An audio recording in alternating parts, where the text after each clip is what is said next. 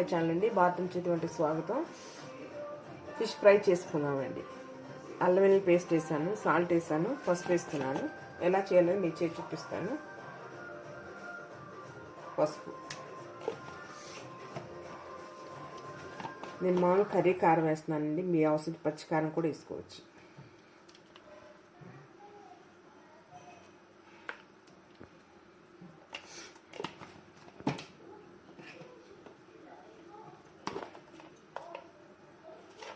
గరం మసాలా అండి.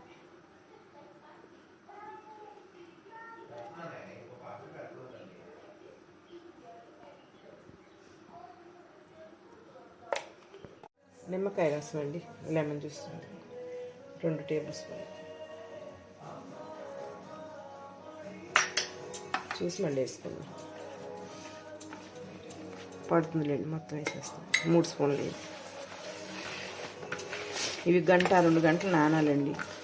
నానాక నూనెలో వేయించుకోవచ్చు, లేకపోతే మీరు కళాయి మీద ఆయిల్ వేసి అటు ఇటు రోస్ట్గా కాల్చుకోవచ్చు ఆయిల్ వేసుకుంటూ.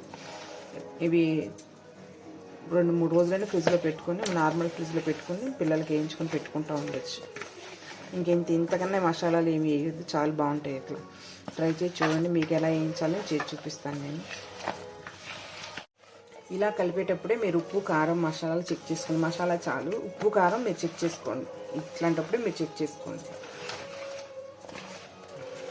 నేను అక్కడ ఫ్రై చేసుకున్నాం. అది ఆయిల్ వేసాను. ఆయిల్ హీట్ ఎక్కాక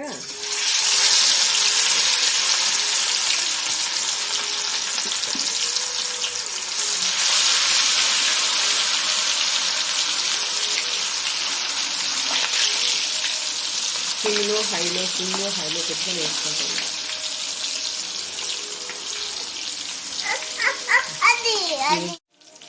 ఇదిగో కొంచెం వేగాలండి. ఇట్లా ఇలా తిప్పుకుంటా సిమ్లో హైలో పెట్టుకుంటా వేయించుకుంటా ఉంటాం.